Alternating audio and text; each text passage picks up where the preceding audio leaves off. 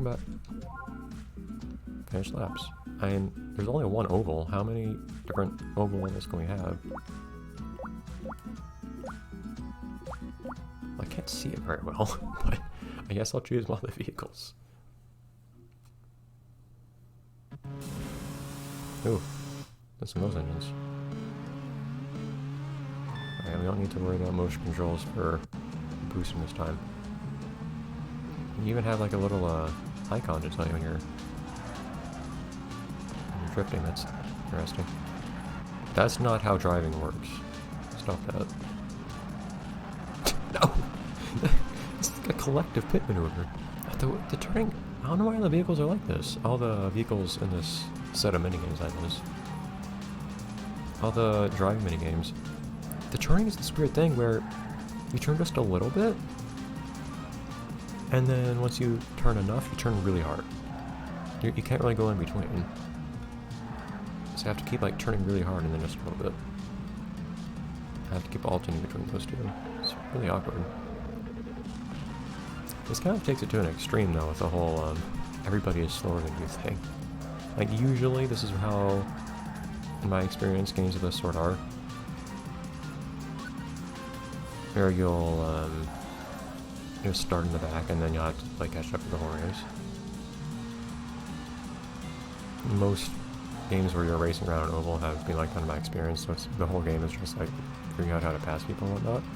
And once you're in first, that's all there is to it. But in this one, it's a little exaggerated how easy that is, because you just go faster than everyone. Also, you can boost. Which I forgot I even had a need for. I'm not even taking very good race lines or anything. I'm hitting walls and whatnot, but...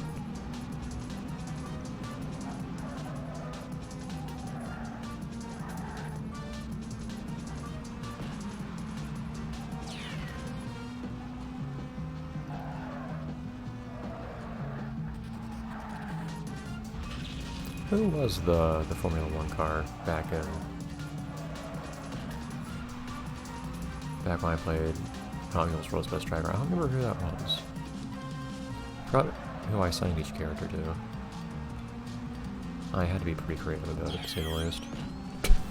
Good AI. AI doesn't seem to be... Really? AI doesn't seem that averse to collisions.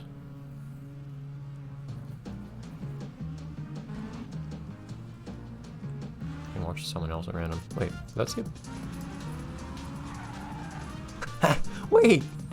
Does it say Klonoa on it?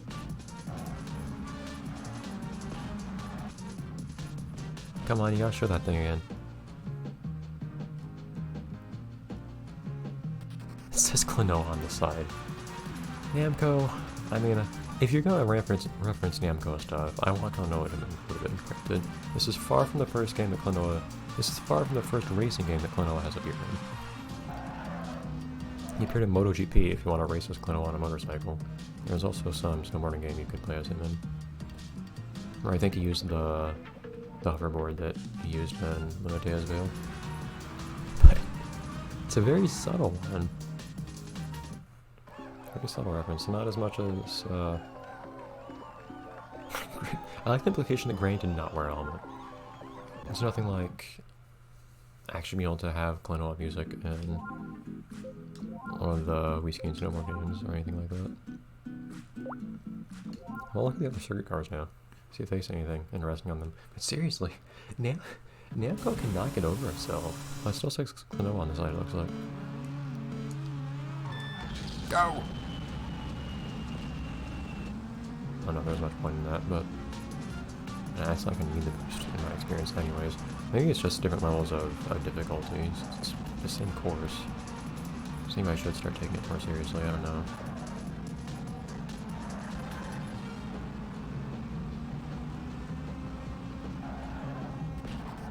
Again, not exactly putting a lot of thought into these racing lines here. You don't get much penalty for hitting walls, it feels like. I still wish I could turn more slowly? A bit more finesse? Instead of just turning basically not at all, or turning very hard. Here we are.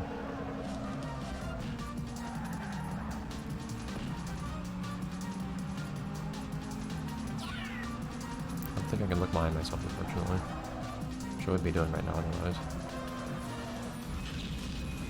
There's really only one place to use your boost in the first place. Because you don't really want to boost on a turn. It reminds me of one of the complaints about Sonic Riders Zero Gravity, actually. Because there was really... It was the only place you could really use your boost in that game. Unlike in the original Sonic Riders, it was on straightaways explicitly designed for it. So there was no real competitive element anymore thought into for when to use your boost in that game.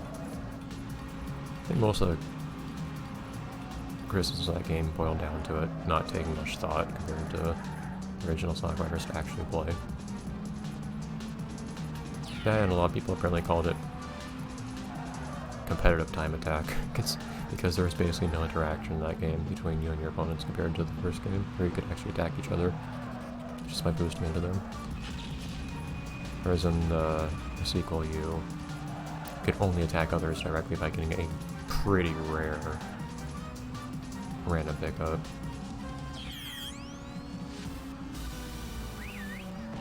Oh, wait. I still get to steer. Whoops. For some reason I thought the AI would take over. Oh, great, where's the helmet? I'm still Klonoa.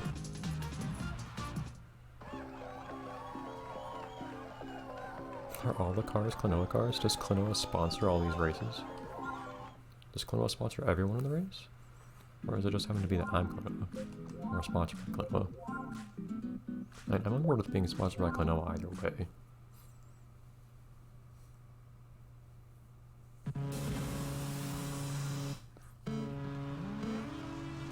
Just wreck it as hard as you can. So let's see if this is slightly more difficult or something, I guess.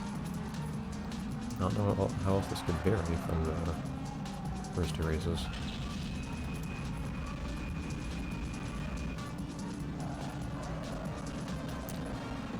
Right, point's just not as slow compared to me. Doesn't feel like it. That is, it doesn't feel like they're any less slow compared to me than before. This is also a very short track, like geez. I don't think an oval is usually this small.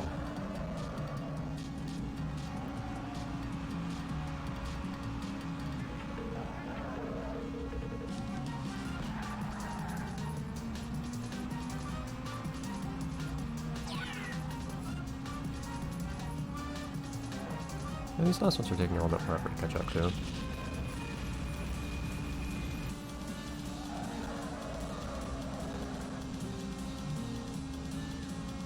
Not by a lot, but something.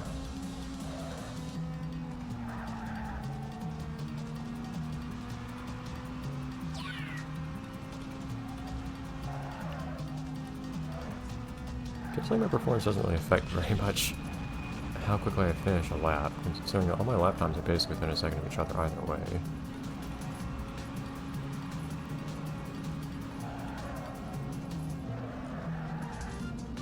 Even if I hit a wall or whatever at some point. See, that wasn't even slower than the lap before it. I'm pretty sure the lap before I hit a wall or something at some point. This time I didn't. Of course, there's also the matter of me not having gone to draft anymore.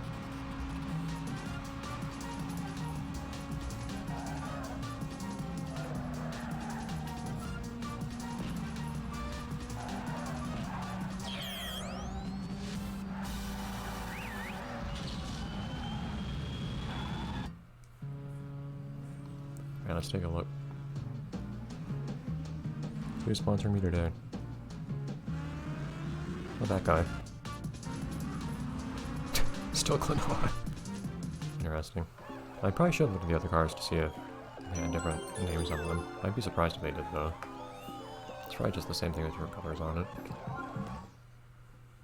But maybe it is that the blue ones always have Klonoa on it and the other ones have whatever else. I could be wrong. Anyways. Let's go back to... Oh my god! Dude! Ah, this is the main event. Evidently. Exotic. Maybe exotic granny. Compact granny? start with compact. I don't know if it steers any differently or anything, but we can find out.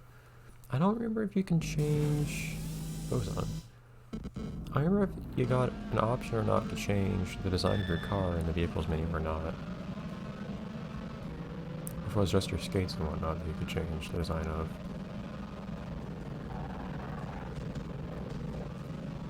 And this one mode lags a lot more than the others for some reason. Something about these cars, I guess. Or maybe it's their headlights or something?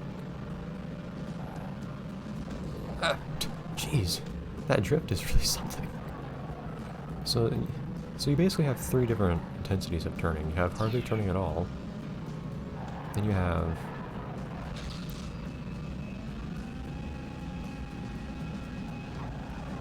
turning kind of hard, just by tilting the remote as much as you can. And then you have turning pretty hard by drifting. That's what drifting is in this game, it seems like, just a harder turn.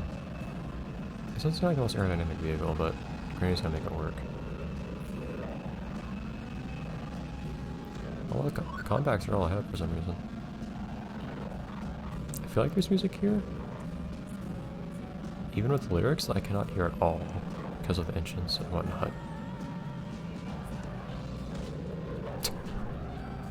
Yeah, your car just kind of starts doing weird stuff when you try to drift. In fact, if you hold the drift button and don't turn, it doesn't even do anything. Usually you at least get slowed down in that situation.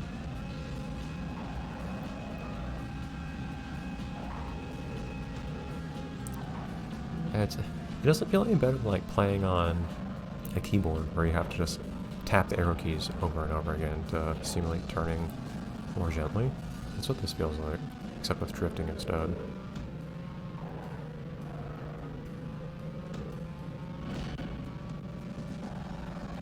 So it's basically the same thing but holding the B button instead of pressing a key.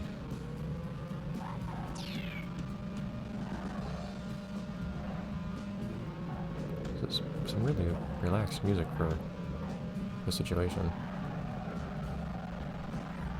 Yeah, I guess you can do it a slide a bit more afterwards, after you do the drift, even if you stop turning. But otherwise, holding B is basically just a turn harder button. Kind of like Z is a turn harder button for when you're on a skateboard or rollerblades.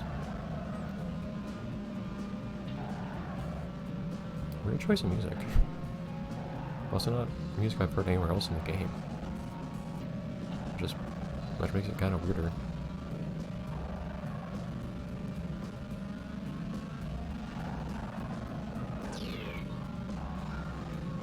Look how jerky that is. Jeez. Go, ready, go!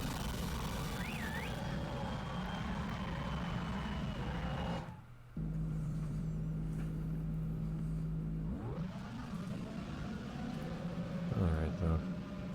I already saw it was on this car, I think. Yeah, just blows on.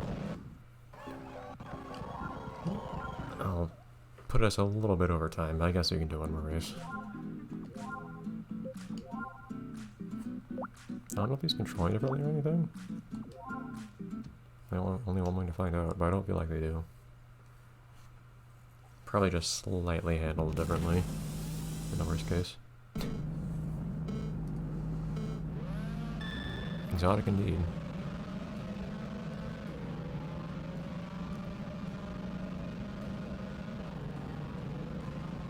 I feel like these races would be kind of disruptive to all this other stuff happening in the city.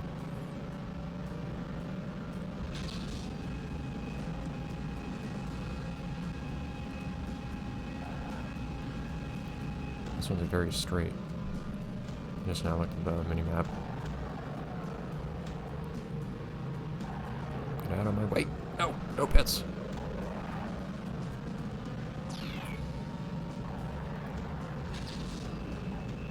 You can't go up out here normally. This is kind of cool. Getting to see all this. I'm trying to turn so hard. There we go.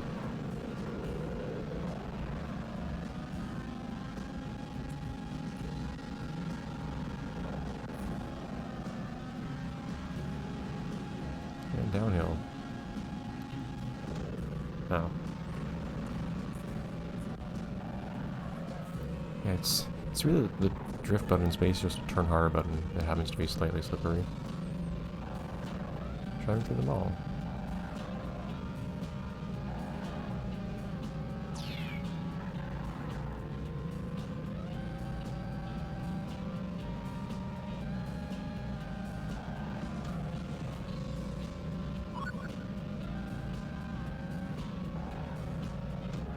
I'm trying to take in the sights this time, because it's relatively easy to navigate this place.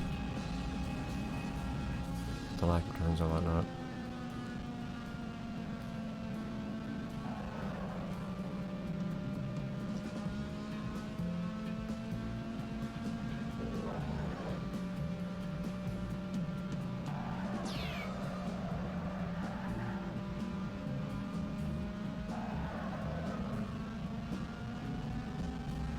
Boom. Even faster. I don't know what your top speed is in this game. Probably this. I'm going it downhill and boosting, so that's probably the fastest I can go.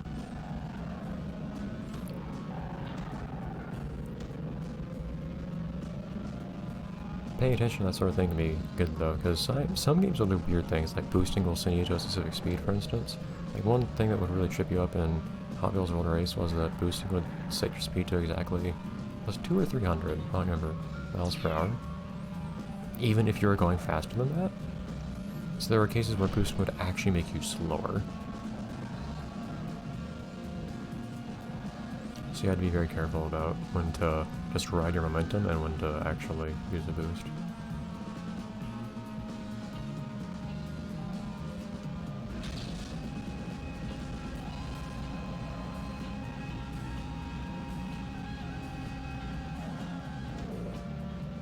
I'm trying to drift. Ah. The turn harder button was not making me turn harder.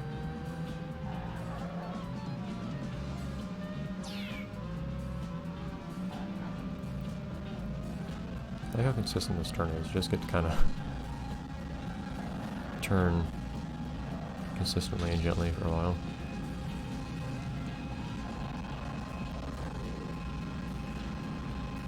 Going downhill doesn't seem to make much of a difference. Does going uphill make a difference on your speed? That was a chicane type of thing that was really weird. I feel like your vehicle's really equipped to handle that with how turning works in this game. Yeah, the drifting in this game takes some time to get used to. How you just kind of turn harder but also lose traction afterwards.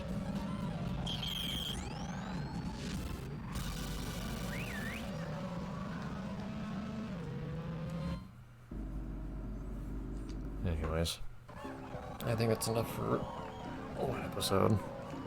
It's a lot more racing to do though. My god, that's 30 laps total across all of these. We'll do some more. Bye everyone.